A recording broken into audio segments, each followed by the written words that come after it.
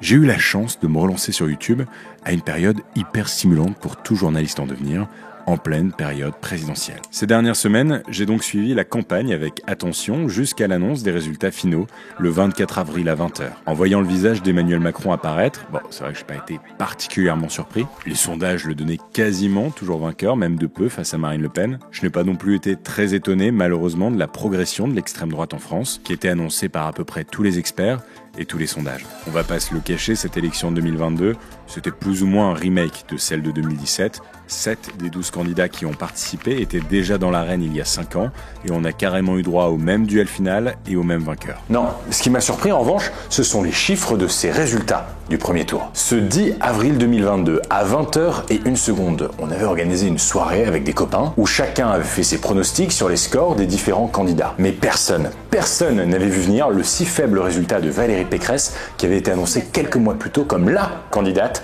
susceptible de détrôner Emmanuel Macron au second tour. Personne ne se doutait du pétard mouillé que représentait en fait la candidature d'Éric Zemmour, chouchou des plateaux de débat, vent d'espoir du camp identitaire, outsider d'une élection qui finalement le place au pied d'un podium aux marches plus hautes que prévu. Et personne n'avait pressenti un tel gouffre séparant le trio de tête des autres candidats et le simple fait que leurs 3 candidatures rassemblent près de 73% des voix. Cette élection marque l'entrée véritable de notre pays au sein d'un nouveau paradigme politique qui gravite aujourd'hui autour de 3 grands blocs. Un bloc social-écologique autour de la personne de Jean-Luc Mélenchon, un bloc identitaire, populiste, incarné par Marine Le Pen, et un bloc à la promesse centriste que certains voient plutôt à droite, le bloc libéral de celui qui ne se veut pourtant ni de droite ni de gauche, le bloc d'Emmanuel Macron. Plus que jamais, le soir du 24 avril 2022, nous sommes entrés dans une nouvelle ère politique.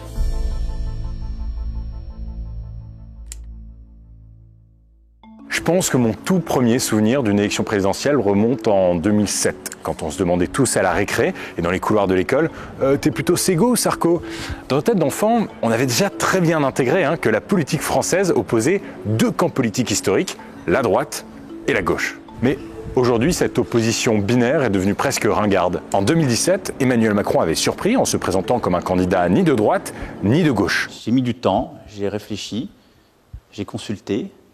J'ai associé beaucoup de gens et j'ai décidé qu'on allait créer un mouvement politique. C'est-à-dire, c'est un mouvement politique qui ne sera pas à droite, qui ne sera pas à gauche. Pourtant, cette opposition historique entre la gauche et la droite structure la vie politique française depuis la Révolution. En 1789, les premiers députés se réunissent pour rédiger une constitution. Ils s'étaient notamment interrogés sur le pouvoir du roi. Et afin de compter les voix plus facilement, on avait demandé à ceux qui voulaient donner plus de pouvoir aux députés de se placer à gauche de l'hémicycle et à ceux qui voulaient donner plus de pouvoir au roi, à l'époque Louis XVI, de se mettre à droite. Et ça a fonctionné comme ça pendant un bon paquet de temps. Alors, comme beaucoup de Français, en découvrant il y a quelques semaines les résultats du premier tour de l'élection présidentielle, je vous le disais, j'ai été frappé par le très faible score obtenu par les partis traditionnels de droite et de gauche, le PS et les Républicains, qui ont obtenu respectivement 1,8% et 4,8% des voix. C'est tout bonnement hallucinant de se dire que 15 ans plus tôt, François Hollande et Nicolas Sarkozy avaient réuni plus de 50% des voix à eux deux au premier tour. Cette extraordinaire chute avait déjà en réalité été bien amorcée il y a 5 ans à gauche par la candidature du PS de Benoît Hamon qui n'avait séduit que 6,4% des électeurs au premier tour, ce qui nous paraissait alors complètement dingue et comme étant le résultat le plus honteux jamais réalisé par le Parti socialiste en France, en tout cas depuis l'époque de nos grands-parents. Mais quand on regarde les chiffres, cette chute est encore plus rude pour les Républicains puisque François Fillon, même s'il ne s'était pas qualifié pour le second tour en 2017, avait quand même réussi à réunir 20% des votants derrière lui. Un score divisé par 4 par la candidate de son parti en 2022, Valérie Pécresse. Alors, est-ce que ces résultats signent l'arrêt de mort de la gauche et de la droite? Est-ce qu'il s'agit là d'un clivage dépassé? Bon, j'irai pas aussi vite que ça. Ok, ces partis historiques ne semblent plus attirer les électeurs à l'occasion de l'élection présidentielle, mais cet axe gauche-droite continue de nous servir à nous, Français, pour définir notre orientation politique. Alors oui, les frontières sont parfois plus floues, j'en conviens, mais elles existent encore nettement dans notre imaginaire collectif et dans notre façon d'appréhender le monde. Ceci dit, il faut bien reconnaître que de plus en plus de Français rejettent ce clivage. C'est ce que révèle d'ailleurs une enquête Ipsos Soprasteria publiée il y a quelques mois. C'est particulièrement le cas des sympathisants du Rassemblement National et de la République En Marche, des partis dont les leaders répètent qu'ils ne sont ni de droite ni de gauche. Si on peut être tenté de voir dans les résultats de la présidentielle la mort du Parti socialiste et des Républicains, j'ajouterai ici encore un peu de nuance. Il est clair que ces deux partis historiques ont été complètement évincés de la présidentielle et qu'ils sont aujourd'hui en grande difficulté financière. On se souvient notamment du Parti Socialiste qui avait dû vendre Solferino en 2018, son siège historique au numéro 10 de la rue homonyme dans le 7e arrondissement de Paris, un siège que le parti avait occupé pendant près de 40 ans. On se souvient aussi plus récemment de ces grands appels aux dons, lancés par ces partis traditionnels pour rembourser leurs onéreux frais de campagne. Ceci dit, si ces deux partis connaissent quelques difficultés, ils ne connaissent pas que des défaites. Le Parti socialiste et les Républicains sont des partis qui restent très ancrés à l'échelle locale, où ils profitent généralement de ce qu'on appelle la prime au sortant. Concrètement, à l'échelle municipale ou régionale, les citoyens font davantage confiance aux élus qu'ils connaissent déjà et leur donnent plus facilement leur voix, ce qui n'est clairement pas la tendance observée à l'échelle nationale.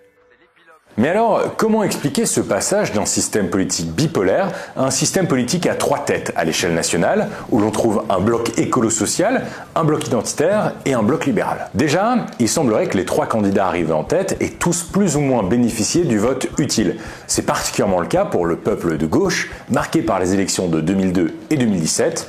Face au poids des sondages, de très nombreux électeurs ont renié leur vote pour Fabien Roussel, Yannick Jadot ou Anne Hidalgo et ont finalement voté pour Jean-Luc Mélenchon dans l'espoir que leur camp, la gauche, soit représenté au second tour de l'élection. D'autres militants d'Éric Zemmour ou de Nicolas Dupont-Aignan ont fait le même choix d'ailleurs. Ils ont préféré donner leur voix à Marine Le Pen pour être certains de voir leur bord politique qualifié au second tour. Enfin, même si c'est moins flagrant car les sondages le donnaient quand même quasiment toujours qualifié dans le duel final, d'autres modérés de gauche et de droite ont opté pour Emmanuel Macron, à défaut de voter PS ou LR, dans l'espoir de construire ce qu'ils ont appelé un pré-barrage aux extrêmes.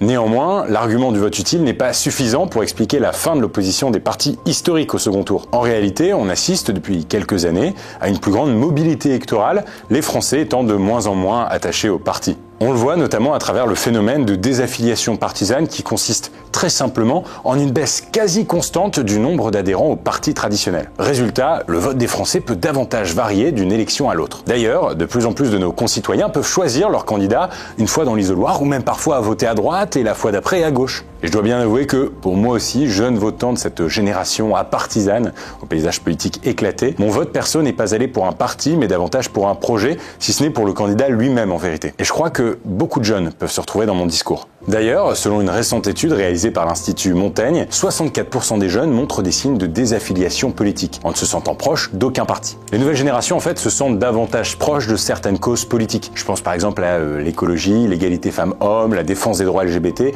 ou la lutte contre les discriminations, plutôt que d'un parti traditionnel. Et si c'est un constat qui est très marqué chez les jeunes, on remarque en fait une baisse de la fidélité des Français de tout âge envers les partis politiques de manière générale. Par conséquent, à l'occasion de cette élection présidentielle, c'est probablement davantage la personnalité du candidat qui a compté et la vision de la France qu'il a partagée aux Français que son étiquette politique. On voit d'ailleurs que les trois partis arrivés en tête ont chacun un leader naturel, je parlerais même d'un leader charismatique. Tandis que les partis dans lesquels aucune figure ne s'imposait d'elle-même et qui ont dû organiser des primaires, comme ce fut le cas chez les Républicains ou chez les Verts, eh bien ces partis n'ont pas obtenu de bons scores en avril dernier. Et pour soutenir cette thèse de la vision et du personnage principal, cette année, un phénomène nouveau s'est introduit dans la campagne, on a parlé de sa Netflixisation.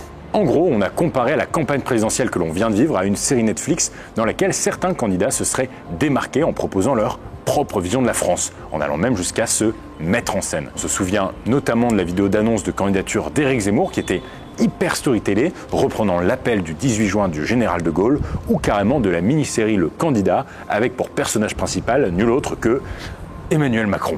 Ça aussi c'était un truc. Salut François. Salut Gaspard.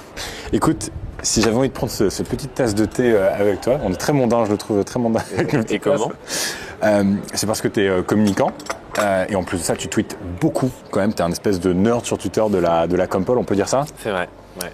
Et tu as été un des premiers que j'ai vu à commenter cette élection présidentielle d'un point de vue comme Paul justement, de ces candidats qui se mettent en scène parfois. C'est nouveau ce concept-là de se mettre en scène quand on est candidat à une élection présidentielle? Non, je crois pas. Je pense que ça fait partie de l'essence même d'une campagne politique où tu vas essayer par des images, des symboles, des représentations de montrer, de faire passer des messages, de montrer quelles sont tes thématiques de campagne, quels sont les endroits où tu as envie d'être crédible ou pas. Et pour moi, ça fait partie intégrante d'une campagne politique. Donc c'est pas nouveau du tout ça. En revanche, quand tu parles de Netflixisation de la vie politique, Ce qui est intéressant, c'est un terme qui a été posé, il me semble, par Raphaël Liorca, qui a sorti un super bouquin d'ailleurs, un petit essai, sur justement les nouveaux masques de l'extrême droite. Et il évoque à la fois le cas de Marine Le Pen et le cas d'Éric Zemmour. Et il dit qu'Éric Zemmour a compris que la façon de se raconter aujourd'hui avait changé par rapport à ce qu'il appelle l'ère TF1, c'est-à-dire l'ère où en fait on respectait un plan média, on faisait une interview dans le JT, on faisait une interview dans le Figaro pour décliner ses mesures. Il dit aujourd'hui, la narration est beaucoup plus chaotique. Il faut du cliffhanger, il faut de la surprise, etc. Et donc, cliffhanger, c'est les éléments de surprise à la fin d'un épisode qui te donnent envie de suivre et d'avoir l'épisode suivant qui démarre sur Netflix automatiquement. Et donc cette narration à la Netflix, c'est effectivement un élément qu'on a particulièrement vu pendant cette campagne, où finalement il n'y a pas eu beaucoup de débats d'idées, mais les candidats essayaient de se mettre en scène par de nouveaux moyens. Non pas que la question de la représentation et de la mise en scène soit tellement nouvelle, puisqu'en fait, on l'a vu, ça fait partie des campagnes politiques de tout temps.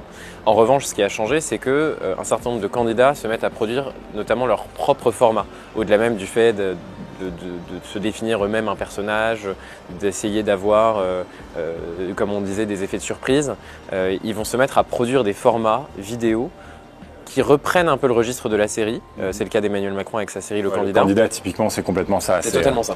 C'est 8 épisodes, un truc un peu presque à la The Office, avec une caméra embarquée, le mec qui... Alors à certains moments, il a une interaction avec, parfois non. Mais ça, c'est quelque chose qu'on voyait déjà dans des documentaires politiques. Quand on y pense, tu vois, un air de campagne qui est quand même pas si neuf que ça, c'est 1974, c'est la campagne de Valéry Giscard d'Estaing. Ouais, c'est ça. On est pareil dans des plans embarqués, on le voit dans la voiture en train de se recoiffer. Enfin, c'est des plans qui ont déjà existé. En revanche, ce qui change, je pense, c'est que cette fois-ci, on est sur des formats propriétaires. C'est les candidats eux-mêmes qui vont se mettre à scénariser les coulisses, chose qui est assez différente et assez nouvelle, et à vouloir tout contrôler de A à Z. On avait déjà les candidats qui maîtrisaient les images diffusées pendant les meetings, et maintenant ils vont se mettre aussi à scénariser et à filmer et à mettre en scène les coulisses de leur campagne. Il y a donc un réel désir de renouveau politique en France que Mélenchon avait par ailleurs décrit en 2017 en utilisant le terme de dégagisme, un terme qu'il avait emprunté à la révolution tunisienne de 2011. C'est également face à ce constat que Benoît Hamon avait plaidé la même année pour reconstruire une gauche inventive qui dépasse les étiquettes politiques. Dépasser les étiquettes politiques ou sortir des habitudes et des réflexes partisans. C'est d'ailleurs ce qu'avait écrit Nicolas Sarkozy sur sa page Facebook en annonçant une nouvelle époque, quelques jours avant le second tour de l'élection présidentielle de 2022. Je dirais même qu'être le candidat d'un parti traditionnel, d'un parti du système, peut constituer en vérité un désavantage lors d'une élection. Aujourd'hui, ce sont les partis hors système comme La République En Marche ou anti-système comme La France Insoumise ou le Rassemblement National qui justement rassemblent les Français. Et ce rassemblement se retrouve jusque dans le nom des nouveaux partis. Des noms qui ne renvoient plus à des idéologies politiques, comme c'est le cas pour le Parti Socialiste ou le Parti Communiste par exemple. On choisit désormais des noms plus larges, plus abstraits. Des noms qui peuvent parler au plus grand nombre. Et cette logique, elle s'inscrit par exemple dans le nom du nouveau parti d'Édouard Philippe. Horizon. Ça veut tout et rien dire, Horizon. Et pour appuyer mon propos, je vous propose de lire un extrait du manifeste de ce néo-parti. On peut y lire « Soucieux avant tout de l'intérêt général, nous croyons au dépassement des clivages artificiels et au rassemblement de toutes les bonnes volontés au service du pays dans le respect des différences et des sensibilités. » En vrai, tout le monde peut se retrouver dans ces lignes. Reste que l'enjeu désormais pour ces nouveaux partis, c'est quand même de construire une colonne vertébrale, une ligne politique, de mettre en place un set de valeurs et de combat. Cette charte des valeurs, elle est conçue non pas comme un credo, mais elle est conçue parce que, à la fin de la fin, ce qui doit prévaloir dans un parti, ce sont des idées communes, des valeurs communes, des convictions qu'il faut partager, qu'il faut défendre, qu'il faut expliquer, et qui doivent permettre de bien identifier le niveau où l'on a envie de se placer et les grands choix qu'on propose aux Français. Et c'est vrai que des fois, ça fait un peu sorti du chapeau. Hop. Alors, le premier... L'ordre. On défend. Allez, l'ordre. C'est validé. Les fossoyeurs de l'universalisme républicain. C'est le pour, contre. Moi, tout ce qui est fossoyeur de l'esprit républicain, de toute façon... Non, mais c'est vrai. Ouais, non, mais t'as raison. Ah, l'Europe. Ah oui. L'Europe. C'est bien l'Europe. C'est beau l'Europe. Ça, on est pour. Nos grands-parents se sont battus pour. Pour l'Europe. Hein? Robert Schuman. Ouais. Angela Merkel. Patricia Cass. On combat l'esprit de défaite. L'esprit de défaite est un sentiment de gauche. Et pour parler de renouveau politique, j'ai trouvé bon de m'incruster dans une salle de réunion, pas la salle de réunion de n'importe qui, la salle de réunion du ministre de l'économie et des finances de ce pays depuis 2017, la salle de réunion de Bruno Le Maire. Bonjour Bruno Le Maire. Bonjour Gaspard. Bon, je vais être honnête avec vous, votre casquette de ministre ici m'importe autant que votre parcours qui est, on ne peut plus, actuel dans notre paysage poétique français qui est en mouvement.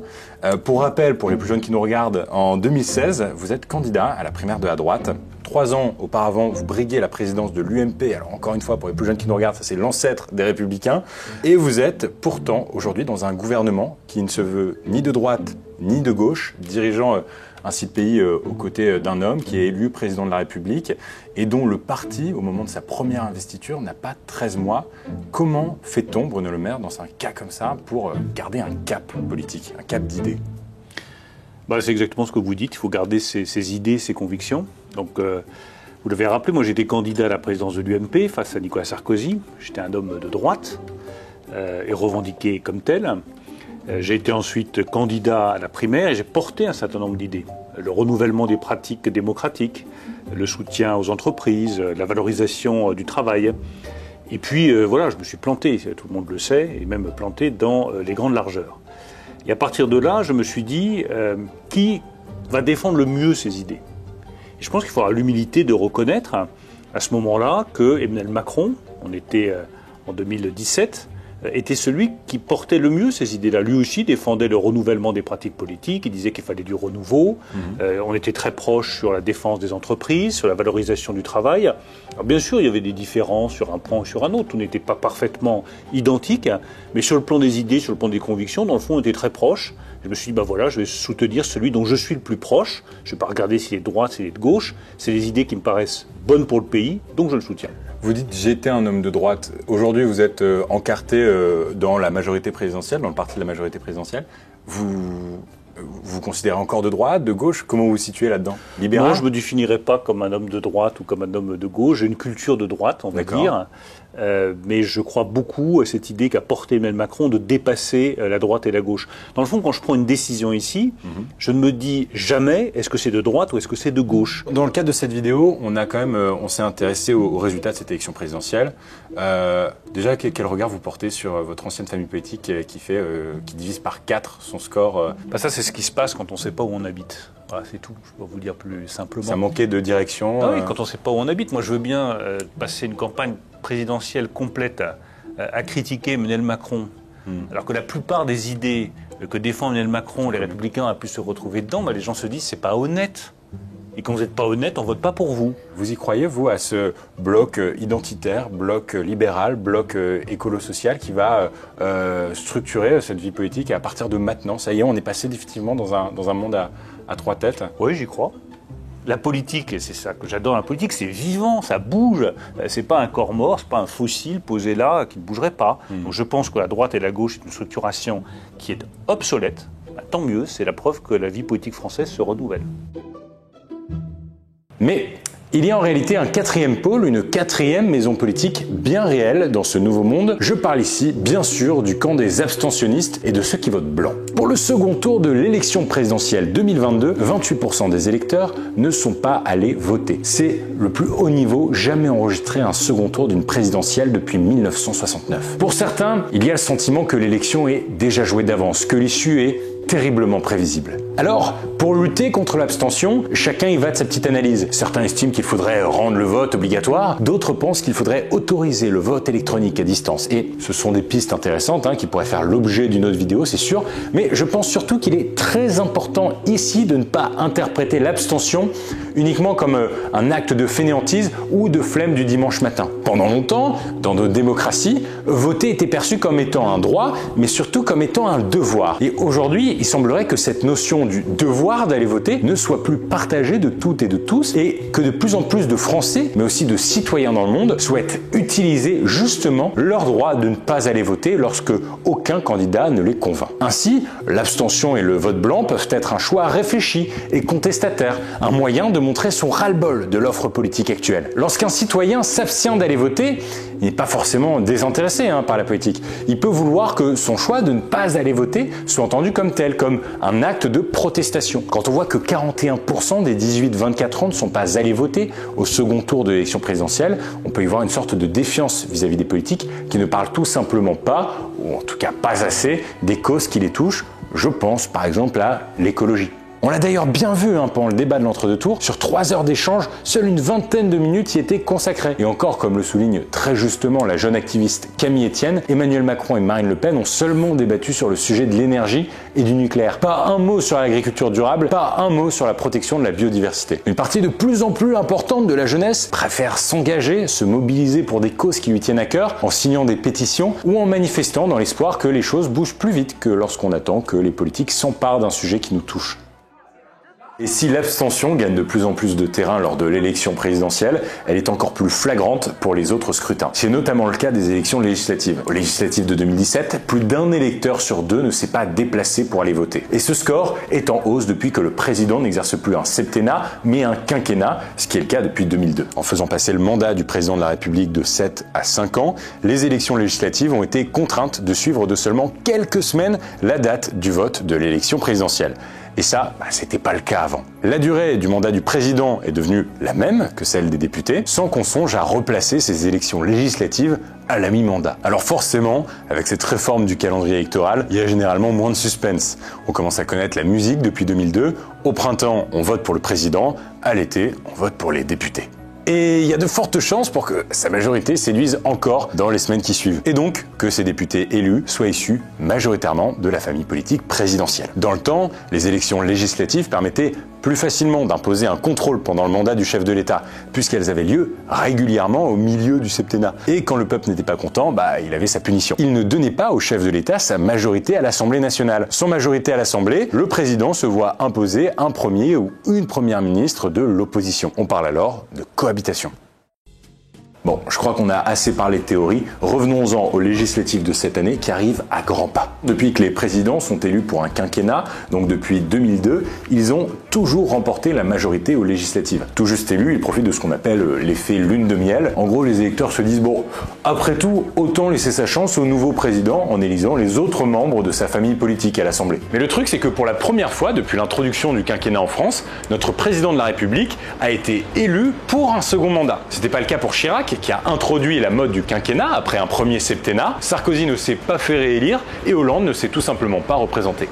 Et mine de rien, ça pourrait changer pas mal de choses. À l'heure où je tourne cette vidéo, des sondages estimeraient que plus de 6 Français sur 10 ne souhaitent pas qu'Emmanuel Macron obtienne une majorité à l'Assemblée nationale. Ce qui veut donc dire que plus de 6 Français sur 10 seraient favorables à une cohabitation.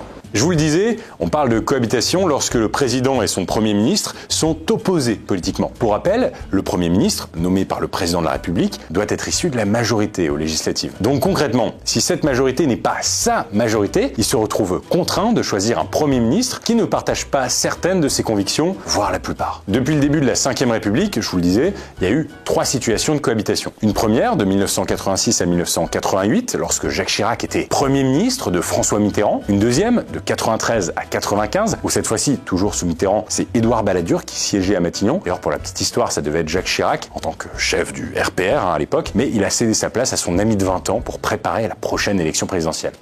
Et en vrai, il a bien fait. Et une troisième cohabitation de 97 à 2002, lorsque Lionel Jospin était devenu chef du gouvernement sous Jacques Chirac. Et parfois, évidemment, ça crée des tensions. Je ne suis pas le Premier ministre, et vous n'êtes pas le Président de la République. Vous me permettrez donc de vous appeler Monsieur Mitterrand. Mais vous avez tout à fait raison, Monsieur le Premier ministre. En période de cohabitation, le président de la République a donc moins de pouvoir, puisqu'il n'est pas soutenu par sa majorité. Et une petite musique est en train de monter chez beaucoup d'électeurs, principalement de gauche, qui appréhendent les législatives comme étant le 3e tour de l'élection présidentielle. Un tour qui pourrait permettre de faire de Jean-Luc Mélenchon le prochain locataire de Matignon, grâce à des alliances historiques signées avec d'autres partis de gauche. Le président de la République me convoque, parce que dans notre accord, il est écrit que c'est moi le Premier ministre. Donc je vais le voir,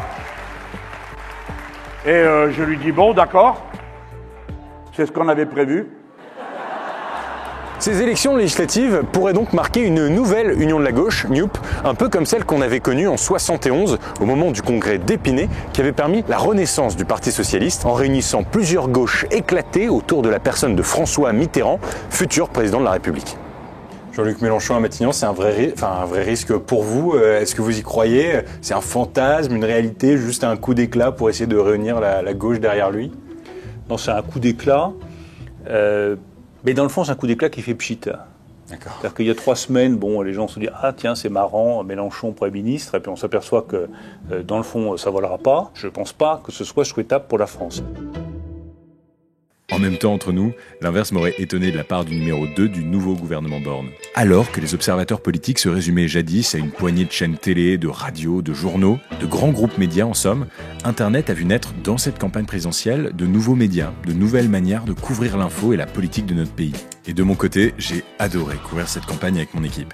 Alors, c'était une campagne express, c'est vrai, dans un contexte très particulier, je dirais même un peu anxiogène, celui du retour de la guerre en Europe.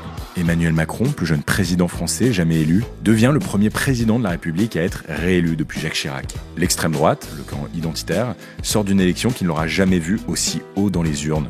Et alors que tous les journaux décrivaient des gauches irréconciliables, tous ont finalement fait feu de leur rancune pour créer une nouvelle union populaire. Elisabeth Borne aura-t-elle l'un des séjours les plus courts de l'histoire à Matignon? Évidemment, on parlera des résultats de ces élections législatives sur Insta. Allez voter les dimanches 12 et 19 juin prochains.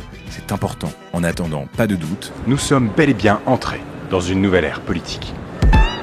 You can call me old school, but this shit is ancient. One more accordion, I'll lose my patience. Good Street sounds Grand Central Station. New York, baby, come back to take it.